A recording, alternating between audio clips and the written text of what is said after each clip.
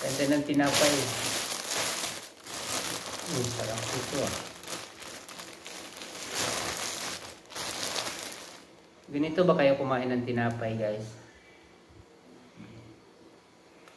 Unang kainin yung sa ilalim.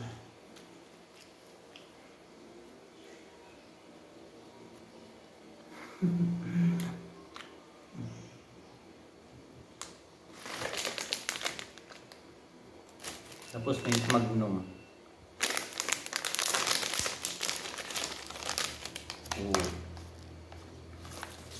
Uy. Lods, anong mahirap intindihin? Pipi or bingi? Mahirap intindihin, pipi or bingi? Ano, asawa? Asawa or syuta mo? Yun ang mahirap intindihin. Kasi minsan, bigla na lang magalit ng walang dahilan. Kaya yun ang mahirap intindihin. Asawa or syuta mo. Yun.